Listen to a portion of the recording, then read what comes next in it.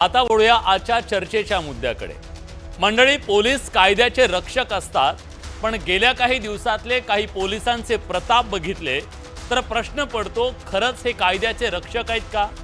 काही पोलीस कायद्यापेक्षा प्रतापांनी त्यांची निष्पक्षता, कायद्याचं पालन आणि नागरिकांच्या हक्काचं संरक्षण त्यांच्या कृतीनं धोक्यात आले का? काही पोलीस वर्दीची इब्रत स्वतः घालवतायत का? हे सगळं मोघम हवेत बोलतोय असं अजिबात नाही। एक एक घटना सांगतो म्हणजे तुमच्या लक्षात येईल की हे किती गंभीर चाललंय। या घटना फार जुन्या आहेत का? अजिबात नाही, आत्ताच्या आहेत। सोमनाथ सूर्यवंशी एक सुशिक्षित तरुण पोलिसांच्या मारहाणीत जीवानिशी गेला। सुरुवातीला त्याचा मृत्यू नैसर्गिक असल्याचा बनाव केला, सरकारलाही खोटी माहिती दिली गेली, पण मोठ्या न्यायालयीन लढाईनंतर सुप्रीम कोर्टानं कान पिळल्यावर गुन्हा दाखल झाला, तोही अज्ञाताविरोध।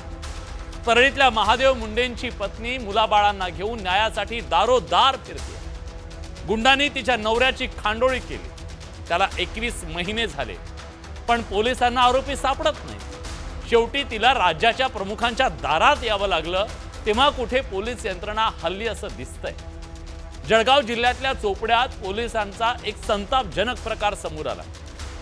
एका अल्पवयीन मुलीच्या अपहरणाच्या चौकशीसाठी 3 तरुणांना पोलीस स्टेशनला बोलावलं। पोलिसांनी अमानुष मारहाण केली, कपडे काढून परस्परांशी अनैतिक लैंगिक चाळे करायला भाग पाडले। या गंभीर प्रकरणानंतर संबंधित पोलीस उपनिरीक्षकाला तात्काळ निलंबित केले। पुण्यातल्या दौंडजवळच्या अंबिका कला केंद्रात एका आमदाराच्या भावानं गोळीबाराची आपली कला सादर केली। सुरुवातीला प्रकरण दडपण्याचा प्रयत्न झाला, तिथेही पोलिसांची भूमिका संशयाच्या भोवऱ्यात सापडली। या सगळ्या घटनांच्या मालिकेत पुण्यातल्या कोथरूडमधल्या प्रकरणानं भर टाकली, ज्याचा संताप गेले 4 दिवस व्यक्त होतो। संभाजीनगरमधून सासरच्या त्रासाला कंटाळून एक पीडित तरुणी पुण्यात आली। पुण्यातल्या काही तरुणींनी तिला मदत केली। तपासाच्या नावाखाली मदत करणाऱ्या मुलींना पोलिसांनी जातीवाचक शिवीगाळ, अपमानास्पद भाषा आणि मारहाण केल्याचा आरोप होतो। यावरून पुण्यात आंबेडकरी अनुयायांचं आंदोलन सुरू आहे। पोलिसांच्या विरोधात तक्रार दाखल करण्यात यावी अशी मागणी सामाजिक कार्यकर्त्यांनी केली, पण पोलिसांच्या विरोधात कुठलाही पुरावा सापडला नाही, म्हणून तक्रार दाखल करून घ्यायला पोलिसांनी नकार दिला। एका बाजूला पोलिसांविरोधात संताप आहे, दुसऱ्या बाजूला काही जण पोलिसांच्या भूमिकेचं समर्थन करतायत, पोलिसांवर दबाव टाकला जात असल्याचा आरोप करतायत। पण वस्तुस्थिती काय? पोलिसांनी खरंच मुलींवर जाणून बुजून अन्याय केला का? या सगळ्याची चर्चा आपण करणार आहोत। पण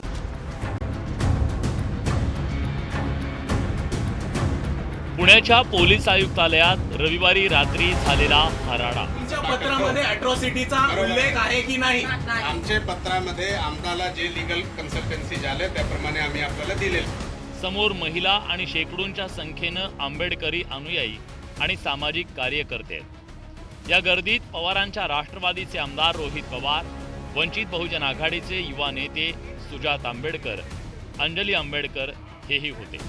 एवढ्या मोठ्या संख्येनं नेते आणि सामाजिक कार्यकर्ते जमण्याचं कारण ठरलं पोलिसांनी 3 तरुणींसोबत केलेला उद्धट आणि उर्मटपणा।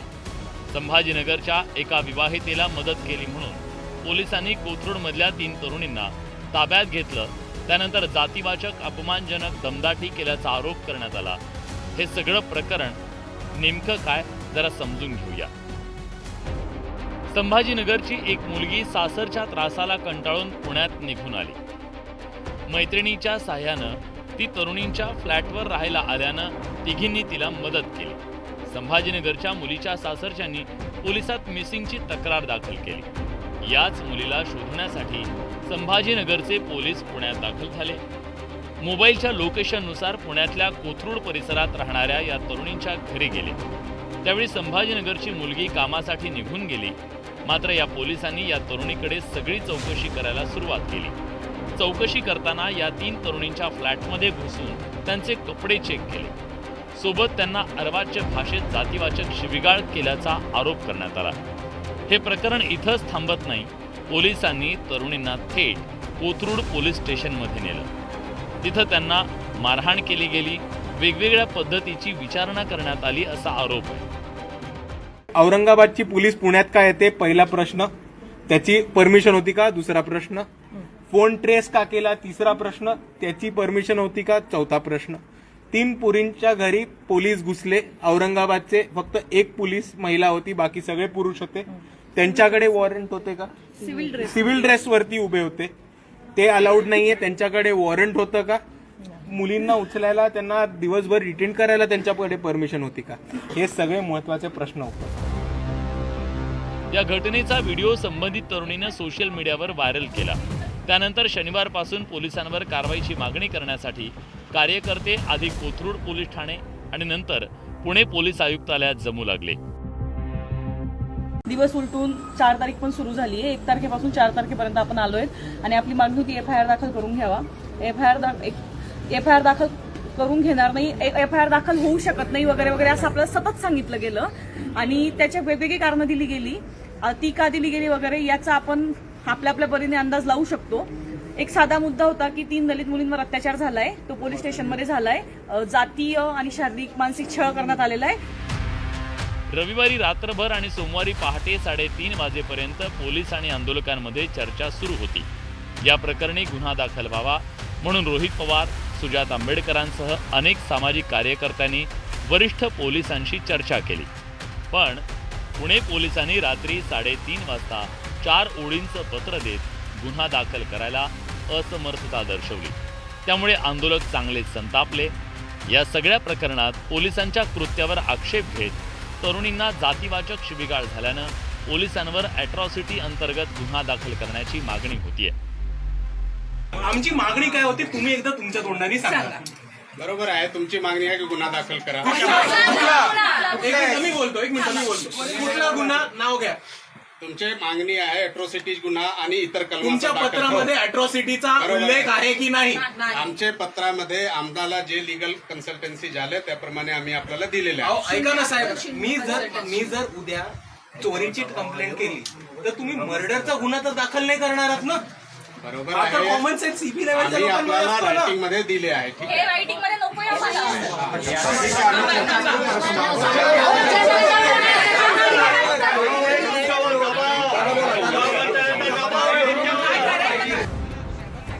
पण या आंदोलनानंतरही पोलिसांनी गुन्हा नोंदवायला नकार दिला. वंचित बहुजन आघाडीचे सर्वेसर्वा ॲडव्होकेट प्रकाश आंबेडकर त्यामुळे चांगलेच संतापले.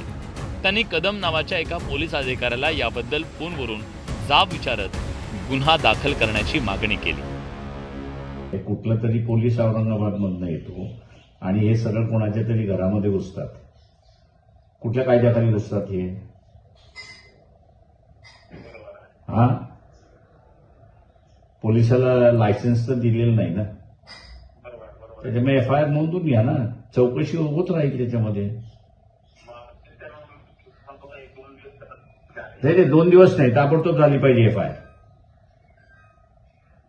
कदम 2 दिवस नाही, FIR ताबडतोब नोंदवल्या गेली पाहिजे. या संपूर्ण प्रकरणात राजकीय हस्तक्षेप असल्याचा आरोप रोहित पवारांनी केला.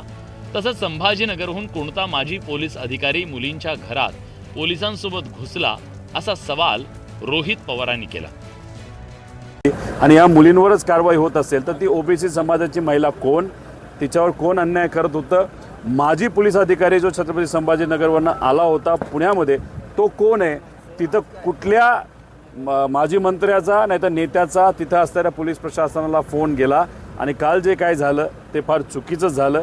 आमचं एवढंच म्हणणं आहे की पोलीस प्रशासनावर लोकांचा विश्वास आहे, पण राजकीय हस्तक्षेप जर वाढत गेला आणि त्यांच्या दबावाखाली जर निर्णय पोलिसांकडनं चुकीचे घेतले गेले तर पोलिसांवरचा विश्वास हा कुठं ना कुठेतरी कमी होऊ शकतो.